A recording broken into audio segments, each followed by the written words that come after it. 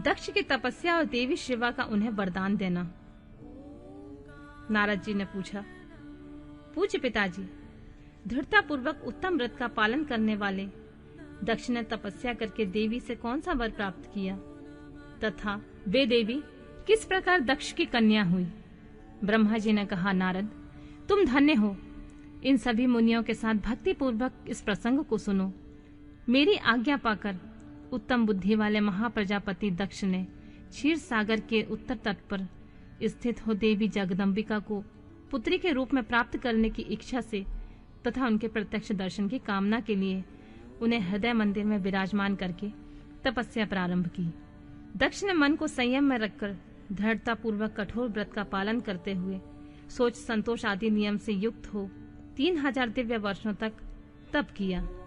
वे कभी जल पीकर रहते, कभी हवा पीते, कभी सर्वथा उपास करते थे। भोजन के नाम पर कभी सूखे पत्ते भी चबा लेते थे। मुनि श्रेष्ठ नारद तदनंतर यम नियम आदि से युक्त जगदम्बा की पूजा में लगे हुए दक्ष को देवी शिवा ने प्रत्यक्ष दर्शन दिए। जगत जननी जगदम्बा का प्रत्यक्ष दर्शन पाकर प्रजापति दक्ष ने अपने आप को कृतकृत्य माना। वे कालिका देवी सिंह पर आरूढ़ थीं। उनकी अंग कांति श्याम थी, मुख बड़ा ही मनोहर था। वे 4 भुजाओं से युक्त थीं, हाथों में वरद अभय नील कमल और खड़ग धारण किए हुए थीं। उनकी मूर्ति बड़ी मनोहारिणी थी। नेत्र कुछ कुछ लाल थे, खुले हुए केश सुंदर दिखाई देते थे। उत्तम प्रभा से प्रकाशित होने वाली उस जगदम्बा को भली भांति प्रणाम करके दक्ष ने विचित्र वचन वलियों द्वारा उनकी स्तुति की और कहा, जगदम्बा, महामाये, जगदीश महेश्वरी, आपको मेरा नमस्कार।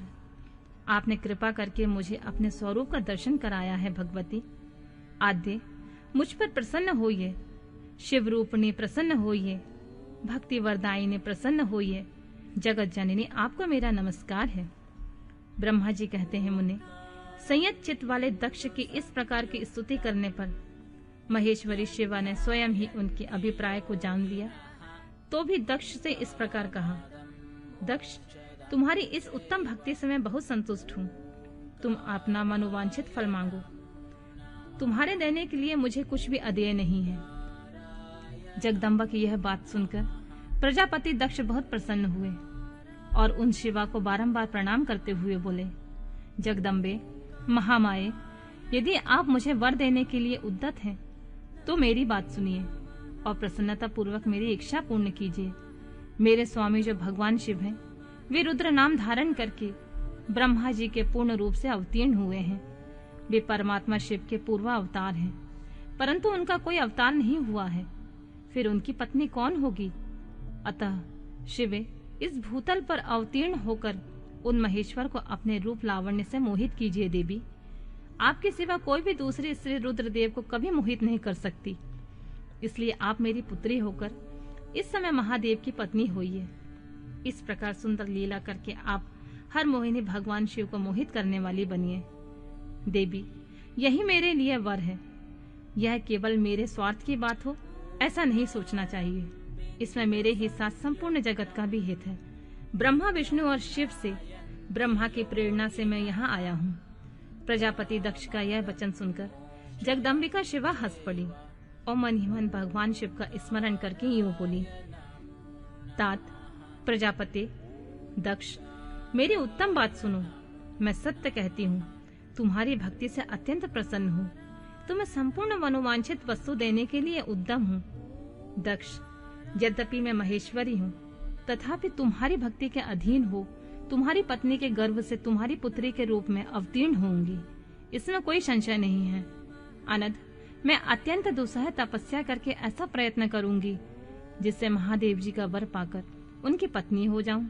इसके सिवा और किसी उपाय से कार्य सिद्ध नहीं हो सकता, क्योंकि वे भगवान सदाशिव सर्वथा निर्विकार हैं, ब्रह्मा और विष्णु के सेव्य हैं तथा नित्य परिपूर्ण ही हैं।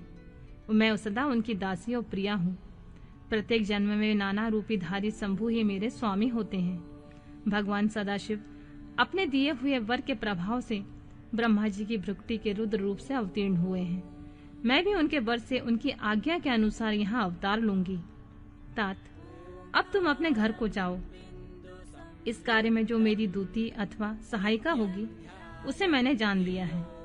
अब मैं शीघ्र ही तुम्हारी पुत्री होकर महादेव जी की पत्नी बनूंगी। दक्ष से यह उत्तम वचन कहकर मन ही मन शिव की आज्ञा प्राप्त करके देवी शिवा ने शिव के चरणार बिंदों का चिंतन करते हुए फिर कहा, प्रजापति, परंतु मेरा एक प्रण है, उसे तुम्हें सदा अपने मन में रखना चाहिए। मैं उस प्रण को सुना देती हूँ, तुम उस सत्य को समझो, मिथ्या ना मानो। यदि कभी मेरे प्रति तुम्हारा आदर घट जाएगा तब उसी समय मैं अपने शरीर को त्याग दूंगी, अपने स्वरूप में लीन हो जाऊंगी अथवा दूसरा शरीर धारण कर लूंगी। मेरा यह सत्य कथन है। प्रजापति, प्रत्येक सर्ग या कल्प के लिए तुम्हें यह वर दे दिया है। प्रत्येक सर्ग या कल्प के लिए तुम्हें यह वर दे दिया गया। मैं तुम्हारी पुत्री होकर भगवान शिव की पत्नी होंगी।